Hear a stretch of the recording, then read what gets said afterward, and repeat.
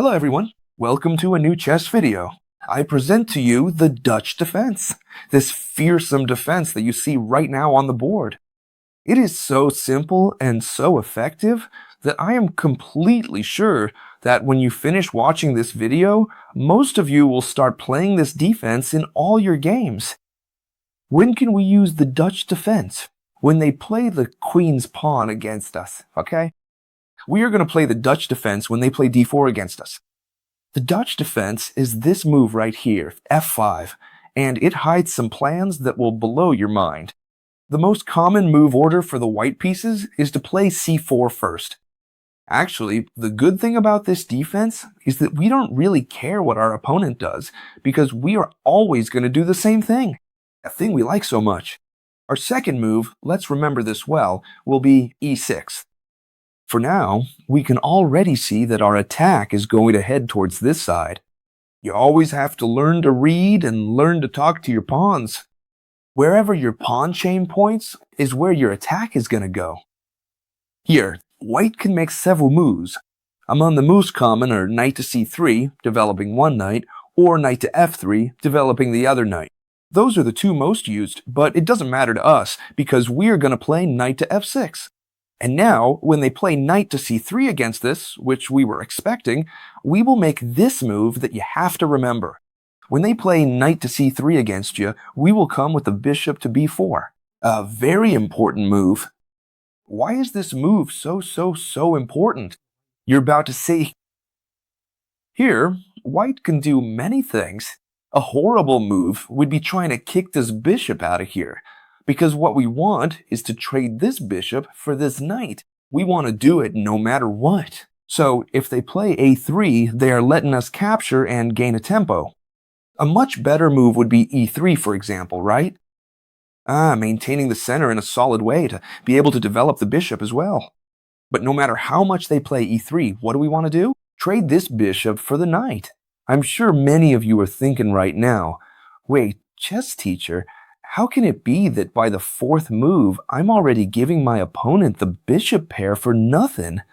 Well, this is very important because if you're in this video, you're going to understand it. What we want to do in the Dutch defense is fight for this square right here, which is called the e4 square. Why is this square so important? Because it's going to allow us to control the whole game. So if we know we want to control e4, we've just eliminated a defender of the e4 square directly, because this knight was defending it wonderfully. And besides, this square is a light square, right? So our dark squared bishop could never defend this square. We have traded a bishop that would never fight for this square for a knight that is the perfect defender of this square. And now you will see why it is so important to control the e4th point. Very well. Here, if you have understood the logic of this position, you will know that we must control this square. For example, after castling, they could play bishop e2, or, a bit more precisely, bishop d3. Why? You already know. And then we, following our plan, are going to reason for a moment. This bishop can't get out this way because it has a very large barrier of pawns. So I'm going to develop it to the b7 square. And where does it point to from the b7 square? Indeed, at the point we want to control. And not only that, but it points directly at the opponent's castling. So what are we going to do here? Bishop b7. As you can see, with this defense, if you understand the ideas, you will be clearly superior to your opponents.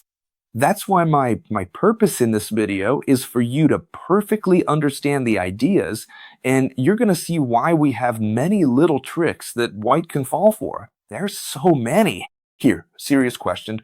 What could the white pieces do? As you can see, they have a difficult development. They would love to break through on e4 to free their bishop, but breaking on e4 is not possible. Why? Because we have done our job very well by controlling this central square very well. Therefore, they can't break through. This bishop can't come out this way. If they want, they can try to develop it via a3, but that's not a good move, because we simply block it with d6, and they are helping us. Now this bishop does absolutely nothing, and they have helped us leave a free space to develop our knight without wasting time. So if they play bishop to a3, whether now or later, you just need to remember that we are going to play d6. What for? To cut off the bishop's diagonal. It's as simple as that. Now then, why is bishop to a3 usually not the best plan? Because an interesting plan that the white pieces have here is to launch the a-pawn into the attack. Honestly, we really don't care what they do to us. For example, if they try to jump into the center, we must apply logic. d6 would just make this knight retreat again. Therefore, as you can see, white doesn't have many moves to make. Very well, so we really cannot afford to waste any more time here. We must act quickly and decisively to get this done. And what is that move we need to make quickly? Knight e4. We've done it. We've placed this beast on one of the best squares, if not the best square on the board. It not only attacks the c3 pawn, but it also controls some super important squares. We've placed the knight, as Nimzowitsch used to say, on an outpost. And if we have the knight on an outpost, it's going to allow us to control the game. Alright, here we are attacking the 3-point. White can do several things. The first thing they could do would be to defend the pawn, but now let's see what would happen if they do that. You have to be very careful. Remember this well, okay guys? Remember this well. Be very careful if they play knight d2. They are forcing our knight to retreat, but most importantly, they are giving us the c3 pawn for free. Should that pawn be taken? No, and let me explain why. If we take this pawn, which at first glance seems free, they simply play queen c2, and where do we move this knight? Well, the only square it has is to retreat to the e4 square, so they could trade it off for us. And as you can see, white has recovered the pawn, they end up with a better center, they attack us very strongly, they attack us over here too, and most importantly, we've been left without all our attack and without our knight. That's why we don't want to, and this is very important. If they play knight d2, this missing pawn, if they play knight d2, we don't want to capture here. But don't worry, because we have an excellent move. Queen h4.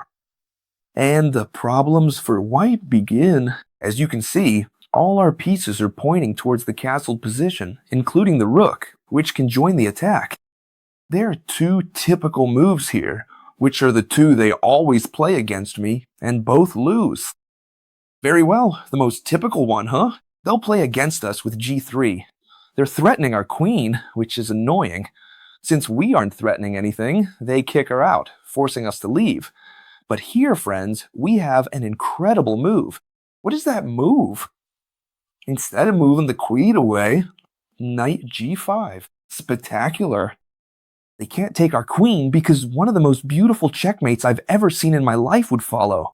Knight h3, checkmate, since this bishop cuts off any possible escape for the king. Therefore, here, if they attack our queen, knight g5, this queen cannot be captured. But it's not just that the queen can't be captured, it's that, watch out, against almost any move we have knight h3. In this case, it would be checkmate again, because this square is controlled by the knight, and these two are controlled by the bishop.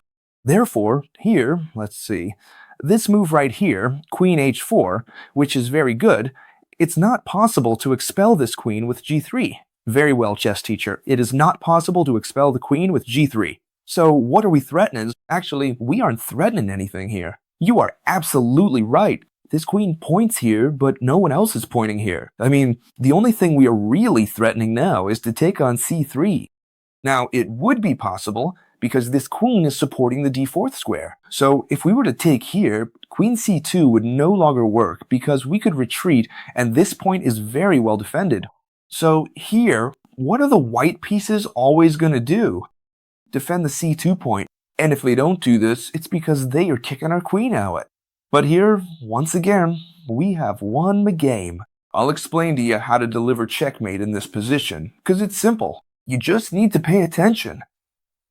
Easily, we are going to let this bishop in. How? By first trading this knight, thus freeing up the entire diagonal for the bishop. And now, chess teacher, we've run out of attack. The queen points at black squares, the bishop points at white squares. It doesn't look like we're going to deliver checkmate here. Well then, remember this spectacular bombshell well. Look, I love this opening, I'm telling you, really. Leave a big like if you want more videos on this opening because I really love it. Bishop takes g2 ends up being a definitive move. If they don't accept the sacrifice and decide to take the rook, they're going to have a very hard time because we'll simply place the bishop here and eventually deliver checkmate. So this sacrifice must be accepted.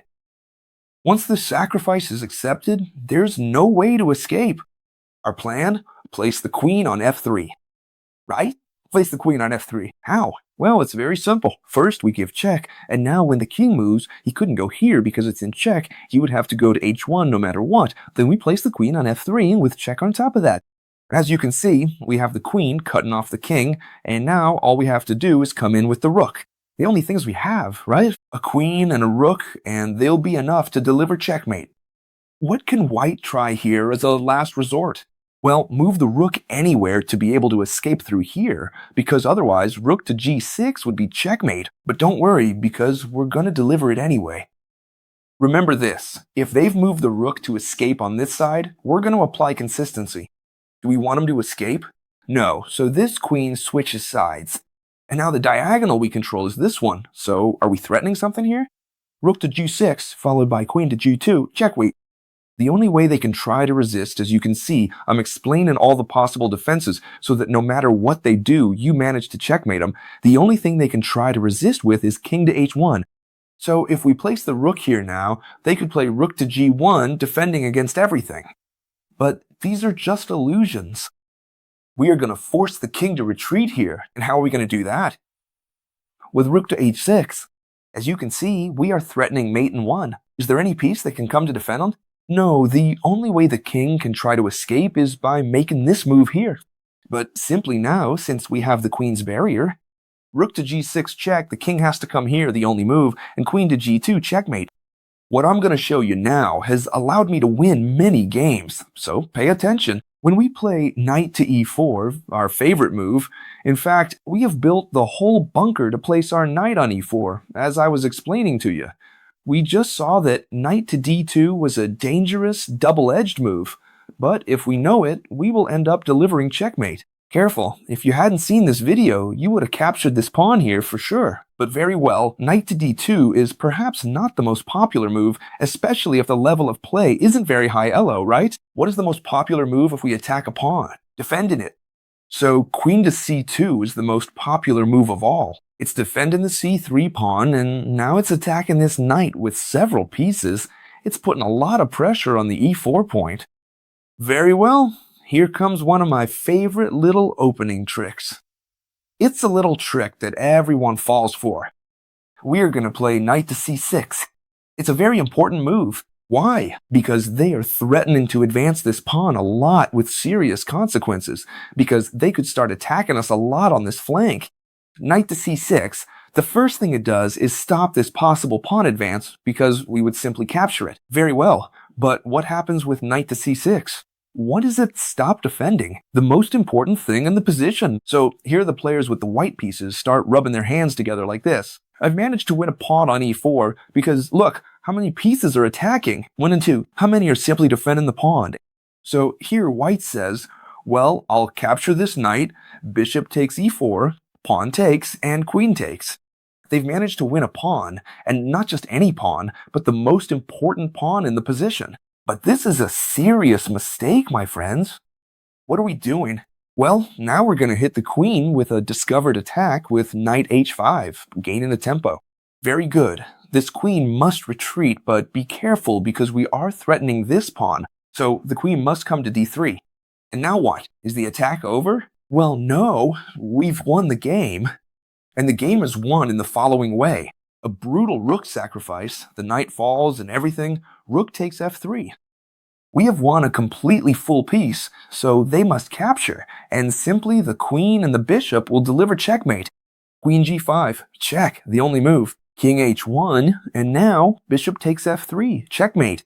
So we know we must play knight c6, huh? Remember well to prevent them from advancing here, and tempt our opponents a little, huh? To capture this knight on e4. Many of you will tell me, but it's as simple as cutting off the diagonal, huh? and then capturing this knight. And be careful, this looks very good, and in fact, it has been played against me many times. But it's simple. I'll explain that even if they don't fall for your little tricks, you can keep pressing and win the game anyway. For example, they attack our knight. What is our plan? Well, we move it out of the way. Now, for the moment, we aren't threatening anything, but our opponent could capture this knight here, winning the pawn. And chess teacher, what happened? You lost the pawn from Mathanet. Well, no, don't worry, because our attack is much stronger than the pawn. Queen e8, a move that'll always serve you well, because when you can't get in through the black squares, you trade the queen. The queen is very flexible and will get in through the white squares. And be careful, because here I often encounter some very serious mistakes. For example, this queen is the target of discovered attacks, so a very interesting move could be to bring the queen over here. Right now, it wouldn't be possible because we'd have a fork. So, well, bring the queen over here, for example, right? But that doesn't matter to us, because our rook, our bishop, our queen, everything is well positioned to win the game. Let me explain. Here, we can win directly with this. We attack the rook, and now we attack the queen. A typical maneuver for this knight when they decide to advance the e5th pawn, because they leave us this great square for our knight. We attack the queen, and here we've already won the game. How do we win the game? Let's see, I'm gonna try, if you want, you can pause the video to see who guesses the move. I'm gonna give the solution right now, okay? The solution is as follows. Rook takes f3, the rook to the rescue once again, winning the game. Why? Because now queen g6 isn't checkmate, but it is check, and we win the rook, because it's the typical double attack. So here, we would win the rook, and surely we would already have a strong enough advantage, plus the very exposed king, that we could also come in with the bishop to win the game. This bishop can't move either, because then we would capture the other rook. Don't tell me the Dutch doesn't hide some beastly attacks. It's also very possible that instead of developing the bishop to d3, they develop it to e2. The plans are very similar. The good thing is that if you remember the ideas well, you are going to manage to win a lot of games. Pay attention to this. Castling. Our opponent might play a4, a typical attack plan. Watch out, it's dangerous if you don't know how to stop it, but since we do, there's no problem. Knight e4 is a very important move we'll always make. That means if you decide to play knight e4, you've studied this or any Dutch defense video well. Very good. We're attacking this pawn, which must be defended. The most logical move is queen c2. Very good. Whenever they play a4, what do? Knight c6. We've decided that attack won't have a future with knight c6. They can't even exchange this knight for the bishop anymore because the bishop isn't attacking it. But watch out, it's still very strong here. How should we continue? Well, look, the star move we're going to make here is the following. Our idea is to play knight to a5, a really great move. Why? Because this knight on a5 is very well placed. Do you remember I told you we exchanged a bishop for a knight on move 4? Why do you do that, chess teacher? Well, look, thanks to all these weaknesses, the knight here attacks this point here, and it also attacks this point here. In many cases, we can also apply pressure with a6, and most importantly, who can kick the knight out of here? Nobody can. So this knight is very well placed. For example, if they decide to play bishop to a6 against you, bishop to a3, you don't even need to play d6. You can directly play rook to h6. It's a move that will always work for us. Whenever we can move the rook along this rank here, and they play bishop to a3, we can play rook to f6. Very good move. Very well. What happens if, for example, they play... First of all, come on, let's say this one. We're going to play this, we play this, and now they try to trade off this very strong knight we have on e4. Very good move. Well, suddenly the only thing we have to do is the following. We capture here, and now we would have a fork, queen, and rook. We would be winning material. That's why it wouldn't be possible right now to try to trade off this knight here. And many of you will say, chess teacher, this is easily solved. First, before all of this, I play knight d2 so that you can't make progress. That is to say, for example, before you play the knight over here, I try to trade off the knights. Would this be possible? Yes, but don't worry because it's very simple, okay? It's very simple. Knight takes queen takes... We place the knight over here, threatening a fork. The queen has to come to defend. And now, what are we going to do? Well, we have multiple possible moves. If they attack our rook first, well, this comes over here. It's not rocket science, okay? We threaten the fork, it comes over here. It's simply about understanding the ideas, but know that this game is practically already won. Very well, now they've moved aside over here. What we're going to do is try to come in and make a checkmate attack. We attack with the rook, we want to come in with the queen, we want to come in with the bishop. This looks dangerous. And surely here you must make a decision. The queen is coming in here with quite drastic consequences, so here it's very tempting to play g3. It seems like it defends everything. It defends against the queen's entry. It's true that it opens up this bishop, but, well, afterwards everything can be defended well, or even do this to defend ourselves. But no, here we have already won the game with a fabulous move. Look, I'm just explaining attack plans to you that you could use in all your games, okay? The queen enters on h4. Sacrificing herself completely. Queen h4, double exclamation mark. What a great move. It threatens checkmate in one. The only way they can capture this queen if they want to save themselves, but they won't be saved anyway, because thanks to our bishop and our rook, we are going to deliver check. The king is immobilized thanks to our bishop. Simply put, they could block with the bishop, but on the next move it would be rook takes bishop checkmate. Well, well. And now comes the best part of all. You remember what I told you, right? We're here to trade, this is the foundation, this bishop for this knight. What for? To destroy the pawn structure and to control e4. But many times they don't let us destroy this pawn structure, and for example, they defend the knight. Queen b3 is a move I encounter in many games, and I love it when they play it against me. I love it. It defends the knight and attacks the bishop. There's one thing you should know here. Do we want to trade this bishop for this knight? Yes, but for now, we're going to try to delay it as much as we can. For example, at this moment when they are threatening us, we're going to play a 5. And here, look, I've always played this. They've always responded with a 3 to kick out this bishop and say, okay, now either you leave or you trade, right? Or not, because we have a great move and I always play it very quickly so they think I've blundered the bishop. A 4. It threatens the queen. Pawn takes isn't possible because we'd capture the queen. White thinks I'll just capture it with the queen, but absolutely nothing has happened. I'm a bishop up, and I have a practically won game. Well, no. What we've managed to do is trap their queen. Incredible. And I've done it many times. Knight c6, we've managed to trap the opponent's queen. It only has 2 squares. If the queen comes to b5, simply rook a5, and the queen is left with no escape. If the queen comes to c5, it's exactly the same, but first we must play the subtle b6 to force the queen to move to this square, and now, yes, rook a5 would manage to win the queen. If they develop this knight first, you develop this one to wait for them to develop the other. But if they play knight c3 first, you can come directly with the bishop, There's no problem at all. You've already seen that queen b3 doesn't scare us at all. On the contrary, we love it because we have this plan to trap the queen. But what happens if queen c2? Because here, it defends the knight very well. Should we capture it? Well, not for the mode. Our idea is to capture it, yes, but when they force us to, because that way our opponents lose a tempo. For example, we can continue developing. Knight f6, our opponent can play knight f3, castling. They can play, for example, if they play a 3 here, and then we would capture, right? They can recapture with the queen, which is why they placed it there. And for example, I can play b6, a very important move to control the important diagonal and, above all, the d4 square. Very well, what happens if they play bishop g5 against us? Because I encounter this a lot too, especially from people who don't know the openings very well. At this moment, it's not a bad idea to play bishop g5, we just need to be consistent. What are we going to do? Well, we're going to play d6 to defend it with the other knight, and in the future move the queen, for example, to e8 so it can pass through here, and at that point we'll be able to jump with this knight over here, and the other one will replace it over here. For example, I'll explain it to you very simply. e3. We play knight, bd7, bishop e2. We can play queen e8 directly now.